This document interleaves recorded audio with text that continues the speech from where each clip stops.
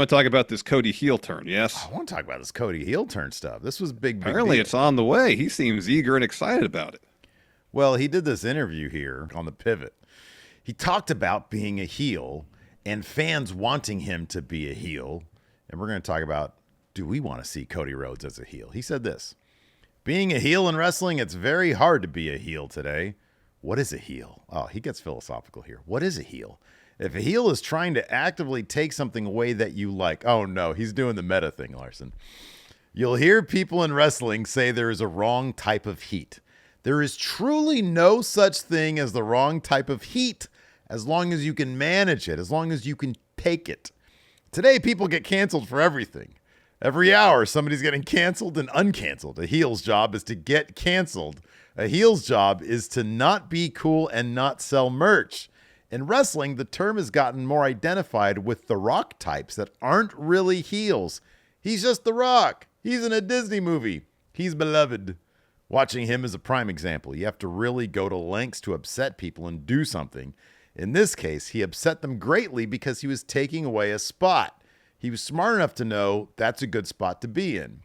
He continued, most people are uncomfortable in that spot. Most people don't want to explore being hated. John Bradshaw Layfield, otherwise known as JBL, you couldn't sell his merch, even in his hometown. If there were JBL shirts, he would go up to the stands personally and make sure they were not there. He was meant to be hated. He wanted you cheering for John Cena and Eddie Guerrero. That's a hard ask. There's a beauty if you can commit to being a bad guy. It's a unique space creatively. You have to be really vulnerable and open and blood hungry in terms of how you are on the microphone. Regarding his own potential heel turn, Cody said this: there's a growing sect of fans that want to see that happen for me at some point. If you're really wishing for that, it's scorched earth. Then you might be like, we don't like that. You have to really go scorched earth, and in 2024, that is hard for anyone to understand. You're not meant to be cool. You're not meant to be the next Rock. You're meant to be a bad guy. There's a lot there to unpack, especially about what his definition of a bad guy is. Yeah. And I'll be honest, as much as I love Cody, inside, I'm a little child. Cody, I love you. I don't think I agree with a lot of his assessment of what a heel is. No, I don't either. This isn't the first time he's brought up his definition of a heel, and so much of it focuses on, he says this early on in this particular quote, if you're a heel, you need to take something away or deprive the audience of something. And to a certain extent, I get it. What you're depriving the audience of is hope for the babyface. Yes. Victories, perchance, for the babyface. But if the idea is there's an expectation of who they want Cody to be, and I deprive them of that expectation, that's too nebulous for, in my estimation, quality heel work. Because we kind of saw that in AEW. That was kind of the premise: is I'm going to take what they think Cody is and just kind of like not give it to him. Or not give it to him all the way. And it was this kind of in between heel babyface nonsense that was trying to be meta, but just came out convoluted. It didn't work. Fans weren't into it. They were booing him because it was like, what are you doing? Yeah, it was. It wasn't silliness. heel heat. Is what are you doing heat? I feel like it's he's overthinking things a bit, maybe trying to advance the medium a bit too much. It's pretty simple. If you're a heel, you got to be more violent than the good guys. You got to cheat. You got to bend the rules. You got to make people want to see you get beat up. But yeah, which leads to that. Yeah. The thing about storytelling is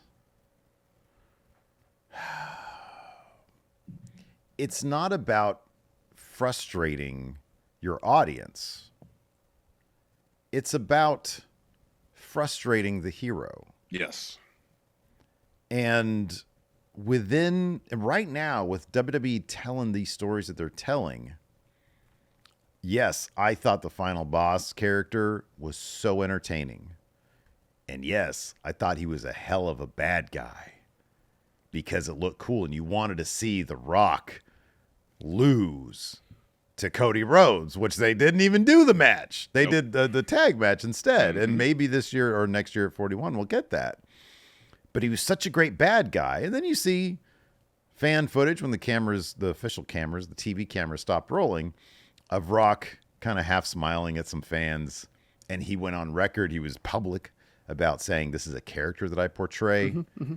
I just feel like back in the 70s and 80s, maybe in world class, maybe even in WWF or whatever. Yeah, those wrestlers back then, the heels, those are the guys that you want to take that to the next level, get canceled, so to speak. Although I disagree with Cody on that sentiment as well. Yeah, same. Because there was that element back then. I think most people knew that shit was fake, but it also helped things when you took things too far. But there wasn't like social media. There wasn't the access of wrestlers. There wasn't the cable shit was on TV, but it was just a different time back then. Mm-hmm, mm-hmm. These days, look, we all know what it is. Back in 1999, when Vince McMahon was on the Super Bowl ad, he said, get it? Look, it's good guys and bad guys, and then guys that are bad, but you love them. And I just don't think that you need to try to push the medium to that degree, because you tried it, like you said. He tried an AEW, and it just doesn't work for storytelling. No. You're focusing way too much on this relationship between the wrestler and the fans. And you should be focusing on what's going to make a good story. You and I have talked about the various kind of politician things that Cody has done. Yeah. You know, getting Jay traded to Raw, where everybody hates Jay, for his own purposes, for Cody's own purposes. Things like that. And I think that's an awesome kind of bad guy story to tell, because guess what? Politicians are pieces of shit. You got that right. And you got to hold them accountable. Yes. Yes, you do. Not wear hats with their names on it. But that's a whole different story. Whole different story.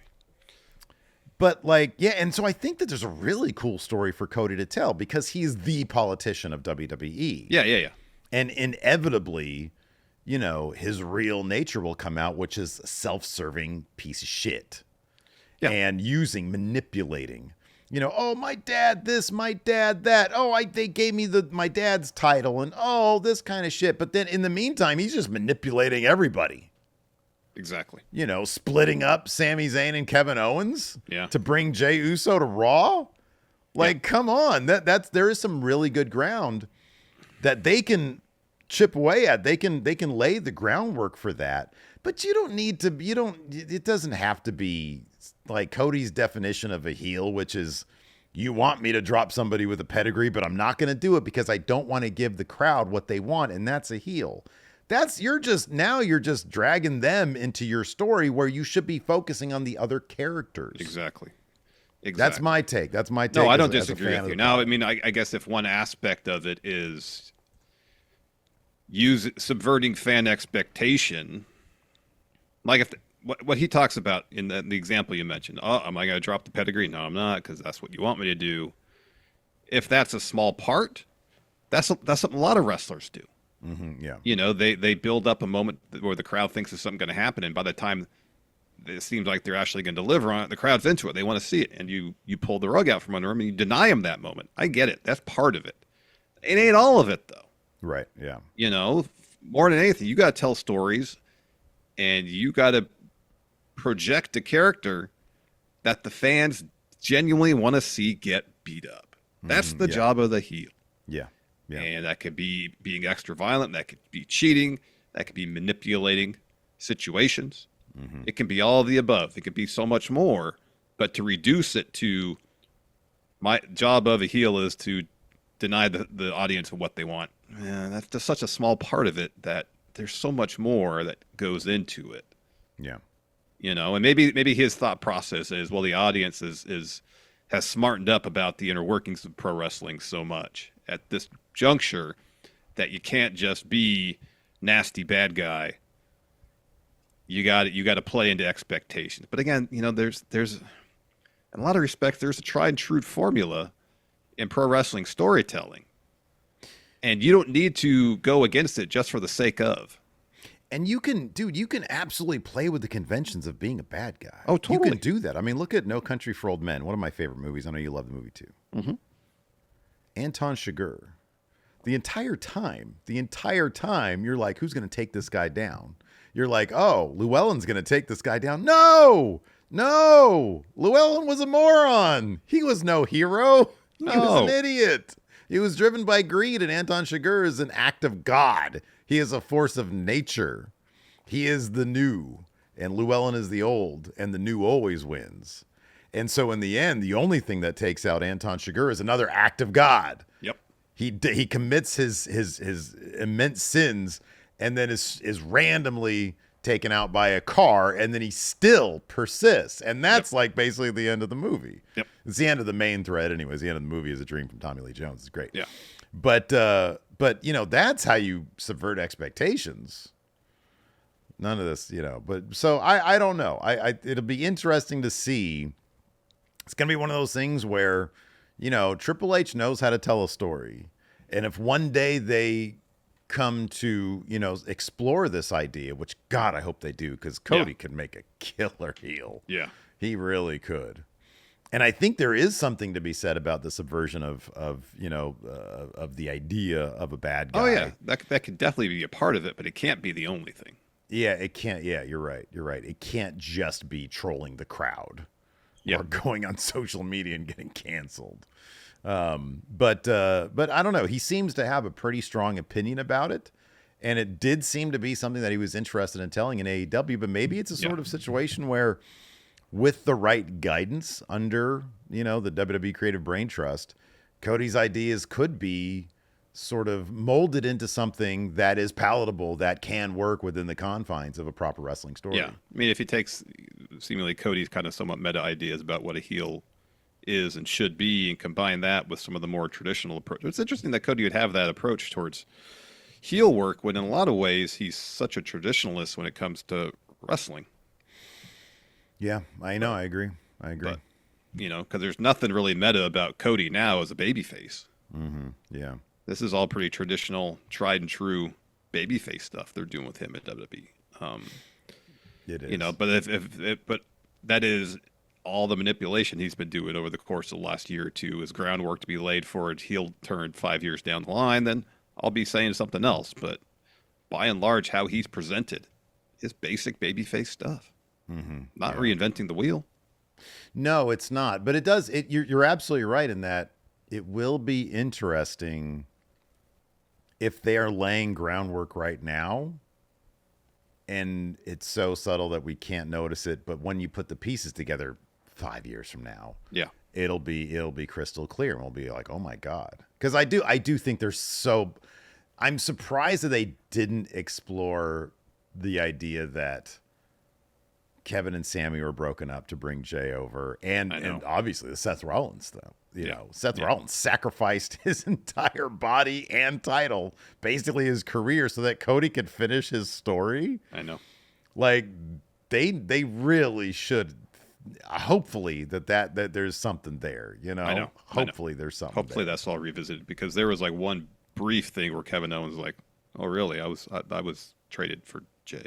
Yeah, right. Yeah. And they kind of quickly moved on from it. So yeah. And Kevin Owens has always seemed cool with Cody up past that. So who knows if they were going to revisit it. He's probably going to eat the pin too this weekend. Possible. Hey, are you going to be watching WWE Money in the Bank this Saturday? Why watch it alone? That's sad. Come hang out with the Friendo Club at youtube.com/Steven Larson or twitch.tv/Steven Larson and watch Money in the Bank with the Friendos. No one wants to be alone and sad.